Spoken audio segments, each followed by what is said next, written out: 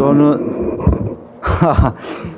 저는 컨설팅 회사를 하고 컨설턴트로서 늘 일했기 때문에 이런 토론 자료를 내라고 해서 당연히 파워포인트로 냈더니만 이런 꼴이 생겼습니다.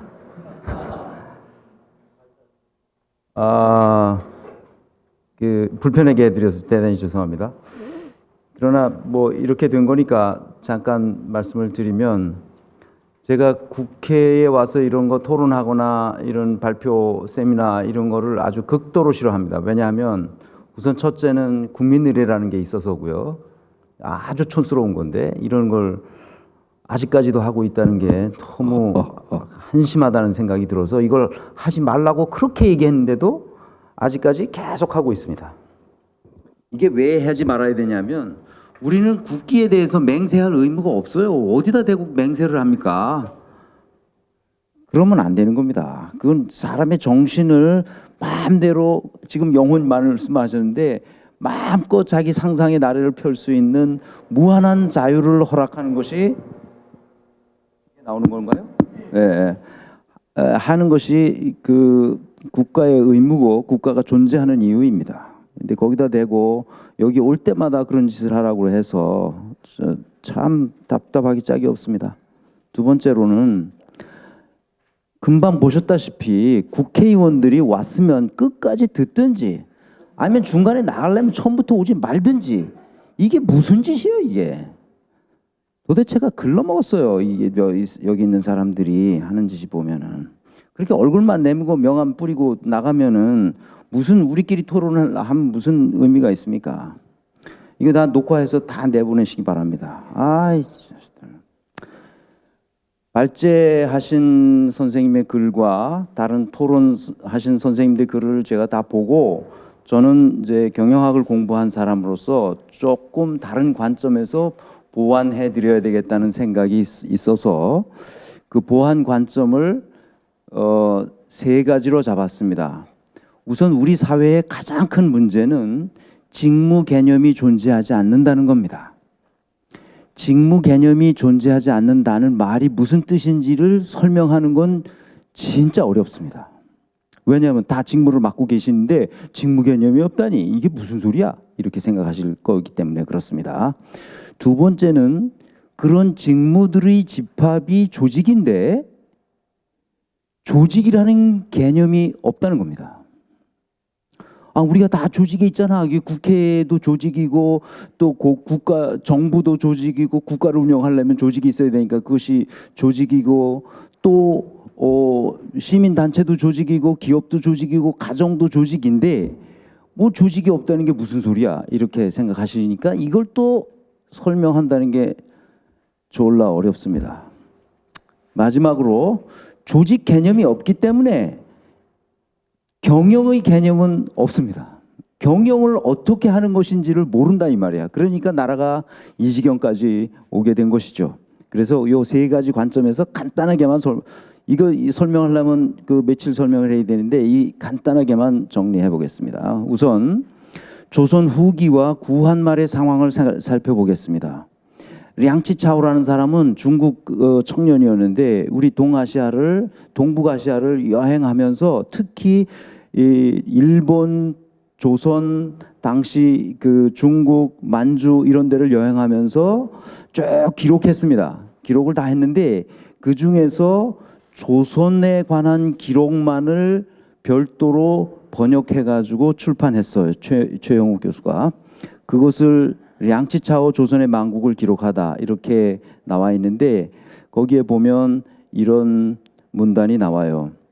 한국 인민은 양반 관리들을 마치 호랑이처럼 두려워하여 미천한 관직이라도 더 없는 영광으로 여겼다. 조정의 벼슬 하는 자는 오직 사당을 키워 서로 끌어주고 서로 밀치며 자기 자신만 알고 국가가 있으면 몰랐다. 자기 자신만 알았다는 겁니다. 국가가 있으면 몰랐다는 거예요. 박근혜, 최순실이 그렇지 않습니까? 이사벨레 버드 비숍은 우리가 잘 알죠. 이분은 영국 왕립 지리학회의 최초의 여성 회원으로 등재되신 지리학자죠. 이사벨라 버드 비숍은 특히 동북아시아를 여행하면서 조선을 아주 좋아했어요. 그래서 조선과 그 이웃 나라들이라는 책을 쓰셨죠. 거기에 한 문단을 소개해 드리겠습니다. 조선에 대한 특별한 애정이 있었던 분으로 잘 알려져 있습니다. 근데 이분은 조정 대신과 방백 수령들은 나라의 복지에 대해서는 전혀 무관심한 채 오직 자신의 재산을 모으는 데만 주력했으나 그들의 탐욕을 제어할 길이 없었다. 관리가 될 수 있는 유일한 길인 과거 제도는 뇌물, 흥정, 매관 매직 이상의 아무것도 아니었으며 공직 임명을 위한 기능을 더 이상 찾아볼 수 없었다. 이게 뭡니까? 지금 100년 전이나 지금이나 똑같습니다. 하나도 바뀌지 않았어요. 오히려 더 심해졌습니다. 재벌들은 철저하게 권력을 가진 사람의 끈을 대면 재벌이 성장했을 수 있어요. 그러니까 뇌물로 성장하는 거죠. 흥정하잖아요. 롯데그룹에 삼성그룹에다가 흥정을 해요. 박근혜가. 야 75억 내라. 아 75억은 너무 비싸. 뭐 많으니까 60억으로 합시다. 40억으로 합시다. 이렇게 흥정합니다. 매관 매직을 합니다. 현대판 매관 매직이 뭡니까? 전관예우라는 게 있어요. 그러니까 이게 100년 전도 더 된 역사의 발전이 있었어야 될 것인데 하나도 발전하지 않았다는 거예요. 오늘날 똑같습니다. 오히려 더 저는 후퇴했다고 생각해요. 왜냐? 저는 6.25 직후에 태어난 사람으로서 밥 세 끼를 먹기 어려운 시대를 살았어요. 초등학교에 들어가서 선생님들이 그 어려운 시절에도 뭐라고 얘기했냐면 대통령이 되고 장군이 되고 과학자가 되고 우주 비행사가 되고 예술가가 되고 이런 꿈을 심어줬단 말이에요. 우린 다 그렇게 될 수 있었다고요. 그런데 요즘 애들, 초등학교 애들 꿈이 뭡니까? 정규직 되는 거예요. 강남 애들도 공무원 되는 게 꿈이라니까요. 이게 100년보다 지금 발전했다고요? 100층짜리 건물을 세우니까 발전한 것처럼 보이지만 우리의 정신은 퇴보했어요. 다시 한 문단을 더 소개해 드리겠습니다. 조선에는 착취하는 사람들과 착취당하는 사람들 이렇게 두 계층만 존재한다. 전자는 허가받은 흡혈귀라 할 수 있는 양반 계층으로 구성된 관리들이고 후자는 전체 인구의 5분의 4를 차지하고 있는 하층민들로서 하층민의 존재 이유는 흡혈귀들에게 피를 공급하는 것이다. 오늘날과 똑같지 않습니까?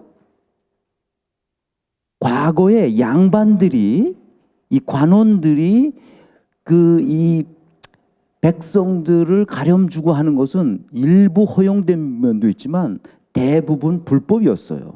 불법이란 말입니다. 조선시대에도.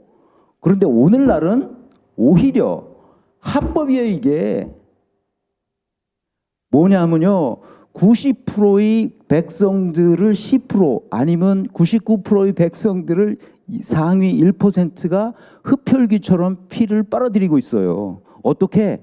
조세제도에 의해서 하층민의 가난한 사람들이 소득세와 정부에 내는 이 세금은요.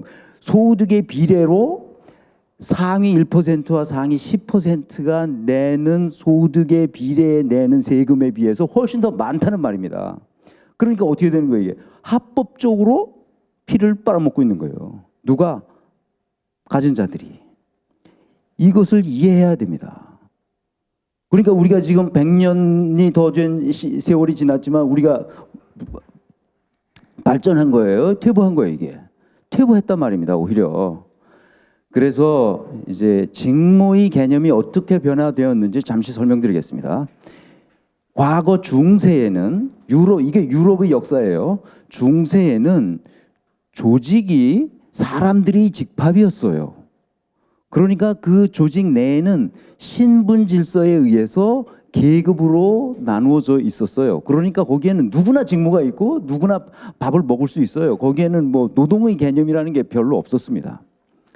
직무의 개념이 더군다나 없었던 거죠. 그러니까 그 조직체가 공동체 사회였으니까 누구나 그 속에서 태어나서 그 속에서 일하다가 먹고 살다가 죽는 거예요. 신분 중심의 사회였기 때문에 그 신분이 세습돼서 더군다나 더 그랬죠. 그런데 이게 산업혁명이 일어나면서부터 직무 중심으로 조직 개념이 바뀌어지기 시작했어요. 과거에는 직무 개념이 없었습니다. 직무 개념은 산업혁명이 일어나면서부터 나온 거예요. 그러니까 조직이라는 것은 직무들의 집합이에요. 사람의 집합이 아니라 직무들이 모여서 조직 밖에 있는 어떤 개인이 그 조직 내에 있는 직무를 맡음으로써 조직이 성립되는 거예요. 그러니까 직무가 먼저 있고 그 사람 밖에 있는 사람이, 예를 들어서 홍길동이 또는 홍길서, 홍길놈, 홍길북이 그 직무를 맡음으로써 조직이 형성되는 거예요. 그것을 이익사회라고 말했어요. 과거에는 공동체 사회고 지금은 이제 게젤샤프트가 된 거죠. 그래서 근대적인 조직의 특징은 직무들의 집합이 조직이고 밖에 있는 개인들이 그 조직 안에 있는 직무와 계약 관계로서 일을 해주고 그거에 대한 반대급부로서 급여를 받는 방식으로 조직이 재개념화됐어요. 산업혁명 이후에. 그런데 이렇게 하다 보니까 어떤 문제가 생기냐면 월스트리트 같은 문제가 생기고 자본가들이, 조직을 만든 자본가들이 노동자를 착취하는 아주 잘못된 관행으로 들어왔어요. 그래서 그것을 저항하기 위해서 협동조합이 생겨났던 거죠. 그런데 제가 설명드리고 싶은 것은 21세기 들어서면서 급속도로 조직이 인간 중심으로 바뀌었는데 이것은 70년대, 독일로 말하면 70년대부터 인간 중심의 조직 운영 시스템으로 완전히 바뀌었어요. 형태는 비슷하지만 경계가 느슨해졌고 직무들이 계급적 질서가 아니라 네트워크적 질서로 바뀌었어요. 그러니까 20세기 후반에 들어오면서부터 그렇게 바뀌었다는 거죠. 그러니까 완전히 새로운 공동체 사회로 가게 됐어요. 그것은 여기에 나와 있는 설명을 보시면 됩니다. 이제 제 얘기는 그래서 경영의 개념도 조직의 개념의 변천과 맞추어서 이렇게 바뀌었어요. 경영 플랫폼을 통해서 조직이 운영되도록 조직론이 발전되어 왔던 것이죠. 그런데 여기서 다른 설명을 안 드리고 단 하나의 원인이 있다면 그 직무 개념이, 조직의 개념이 바뀌어 오면서 직무의 개념이 변천되어 왔는데도 불구하고 우리는 아직도 직무의 개념이 없기 때문에 이 꼴이 됐다는 거예요. 이게 적폐의 원인이라는 거예요. 그래서 직무와 직무 담당자가 미분화된 상태에 있어요. 황교안의 예를 들어봅시다. 박근혜의 예를 들어봅시다. 대통령이라는 게 뭡니까? 대통령이라는 게 직무예요. 직무. 직무가 있다는 말은 정부 조직이 있고 행정부 수반으로서의 대통령이란 직무라는 게 존재하고 그 밑에 국무총리라는 직무가 존재하고 장관이라는 직무가 여러 개 있는 거예요. 그러면 홍길동이라는 사람이 대통령이란 직무를 맡았으면 이 홍길동은 신분상 그냥 우리와 똑같은 사람이에요. 높지도 않고 낮지도 않아요. 이 근대화된, 계몽된 사회에서 모든 신분은 사라졌고 신분 차별은 사라졌고 다 똑같아요. 그가 높은 직무, 그러니까 역할이 큰 직무를 맡았든 역할이 작은 직무를 맡았든 상관없이 그 사람은 자연인으로서 다 똑같단 말이에요. 근데 역할이 큰 직무를 다만 맡았을 뿐이에요. 그 사람이. 대통령이란 직무. 그러므로 대통령이란 직무를 맡았다는 말은 무슨 말이냐 하면 대통령이란 직무에는 어떤 성과를 창출할 책임이 있다는 것이 명시되어 있어야만 직무인 거예요. 그것이. 그런데 법률가들이 법을 개똥으로 만들어가지고 헌법상 대통령은 어마무시한, 도대체 얼굴을 쳐다볼 수도 없는 그런 존재로 만들어 놓은 거예요. 그런 직무로 만들어 놓은 거예요. 독일 기본법 65조에 보면 총리는 어떻게 일하라, 어떤 성과를 창출하는 게 명시되어 있어요. 4가지 문장으로. 그걸 따라서 일하면 되는 거예요. 그걸 안 하면 총리로서 물러나면 되는 거예요. 여기도 마찬가지입니다. 대통령이란 직무가 있으면 대통령의 직무가 어떤 성과를 창출할 책임이 있는 자리인지를 정해줘야 돼, 법으로. 헌법에도 그런 것도 없고 법률에도 그런 것도 없어. 뭐 국가 원수로 모든 걸 거기다 권력을 다 집어준 거예요, 그냥. 황교안도 똑같습니다. 자기가 국무총리인 줄 알아. 자기 이마박에 국무총리라고 써붙이고 다니는 줄 알고 있다고. 그냥 아무것도 아닌 거예요. 우리하고 똑같은 사람인 거예요. 그런데 국무총리라는 무거운 직무를, 그 맞아요, 역할이 큰 직무를 맡고 있는 홍길동인 것뿐이에요. 근데 왜 제가 흥분하죠? 그래서 그 직무가 어떤 성과를 창출할 책임인지를 알고 그것을 일정 기간 계약을 맺고 그 일을 해주는 거예요. 누구를 위해서? 국민을 위해서. 그러니까 앙겔라 메르켈 총리가 그 베를린 시내에 암쿠퍼 그라벤 6번지라는 임대주택 4층에 살면서 출퇴근해요. 총리실로. 출퇴근하면서 퇴근할 때는 마트에 들려서 남편하고 저녁 먹을 거리를 사가지고 퇴근한다 이 말입니다. 무슨 관저가 필요해요? 왜 관저가 필요하고 왕궁처럼 줘놓고 거기다 놓고 뭘 그렇게 그 의전을 하고 전 지랄 발광을 하는지 난 이해를 못하겠어요. 도대체가 이해를 못하겠어요. 이 나라가 어떻게 돌아가는 판서인지. 그래서 직무는 그러면서 직무란 개념이 없기 때문에 그 역할이 큰 직무를 맡은 사람은 역할이 크기 때문에 그 사람의 신분도 동시에 같이 올라가는 것으로 생각한다 이 말이에요.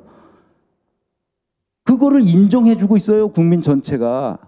그것을 이 언론인들도 그런 생각을 못하고 있단 말이에요. 이 직무라는 거는 그냥 성과를 창출할 책임이 있는 그 자리일 뿐이에요. 그래서 그거를 누군가 맡아서 하는 것 뿐이죠.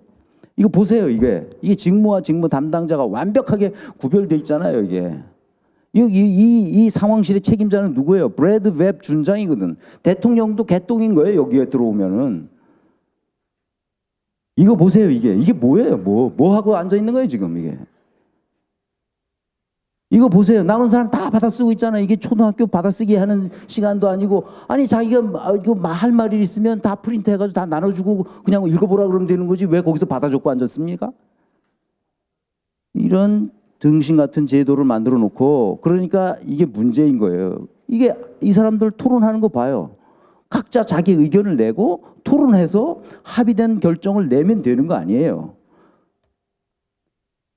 독일 기본법은 이렇게 돼 있어요. 1조 1항에 두 문장으로 돼 있습니다. 인간의 존엄성은 침해될 수 없다.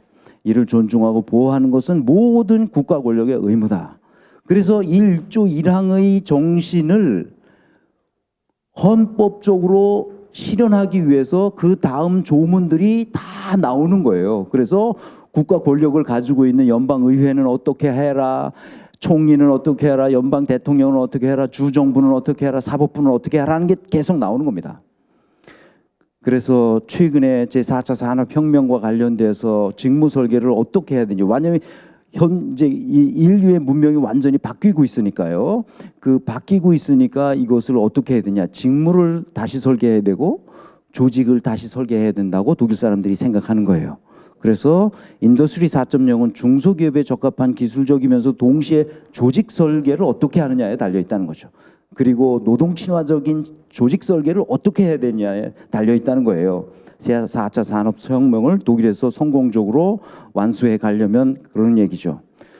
그다음에 두 번째, 조직에 대해서, 조직을 이렇게 피라미드로 그려놓는단 말이에요. 그러니까 이 맨 위에 꼭대기에 있는 직무, 역할이 제일 큰 직무를 아주 떠받들어요. 완전히 거기다 모든 걸 다 집어주고 그 사람이 모든 걸 장악하게 자기 멋대로 할 수 있도록 해. 그래놓고 어떤 사람은 그 자리를 앉혀. 그래놓고 나서 그 밑에 있는 사람들은 그 사람의 은혜를 기다려. 이렇게 선처를 기다리고 있어. 이런 등신 같은 제도를 만들어 놓고 국가가 제대로 운영되겠냐 말이에요. 이게 이렇게 돼요. 호위무사가 생기죠. 십상시들 생기죠. 각각 자기 맡은 직무와 어떤 성과를 창출할 책임이 있는 자리인지도 모르죠. 그러니까 서로 충성심 경쟁하고 무임승차하는 사람들이 항상되고, 승진할수록 무능하고, 국회에 나와서 의원들 질문에 장관들이 답변하는 꼬라지를 보세요. 저렇게 등신 같은 사람들이 어떻게 저렇게 높은 자리에 올라갔는지 답답하지 않습니까? 법과 원칙대로 뭐 한다고 얘기만 하지, 법과 원칙대로 했으면 나라가 이 꼴이 안 되잖아요. 근데 거기 와서 답변하는 거 물어보면 법과 원칙대로 한다는 거예요. 이런 죽일 놈들. 이게 뭐냐 하면요, 이 국가가 운영되는 시스템과 구조가 근본적으로 글러먹기 때문이에요. 그 사람의 문제가 아니라. 그래서 그걸 고쳐야 된다는 거예요. 어떻게 고쳐야 되냐?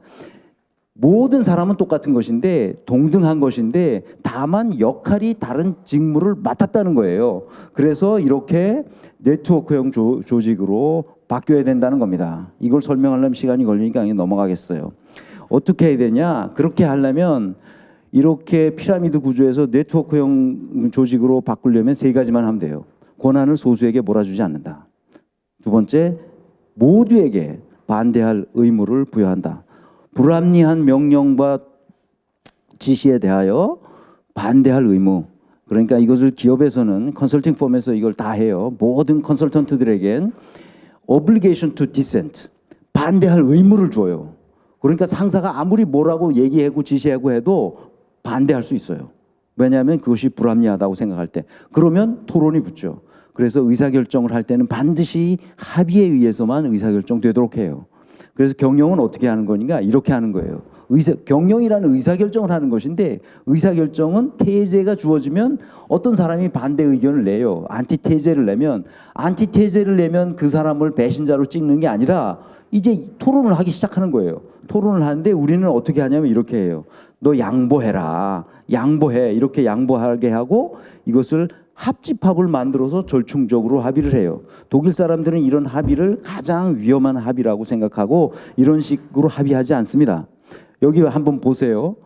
이렇게 테제를 누가 제안하고 안티테제를 내면 여기에도 이렇게 교집합을 크게 만들어 가지고 절충적으로 합의를 하면 어떤 문제가 생기냐면 이 사람도 기분 나쁘고 이 사람도 기분 나쁜 거예요.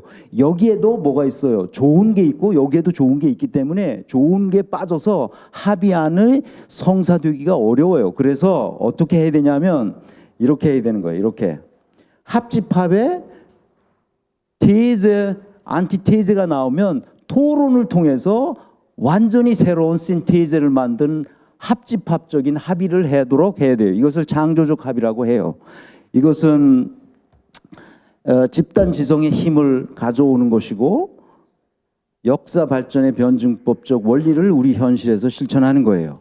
이것은 헤겔이 아리스토텔레스나 이런 고대 그리스 철학자들이 가르쳤던 대화법을 그대로 자기의 정신 현상학으로 표출시켜서 역사 발전의 변증법적 원리라고 했는데 그것이 바로 그 게르만 모델 또 북유럽 모델 이런 나라들이 학교에서부터 학생들에게 끊임없이 뭘 가르치냐 하면 이런 테제가 있으면 안티테제가 나올 것인데 그때는 어떻게 신테제를 만들어내는지를 가르침으로써 그 사람들은 100년 전의 상태에서 벗어나서 온전히 새로운 사회로 우리보다 훨씬 생산성과 창의성이 높은 사회로 가겠다는 거죠.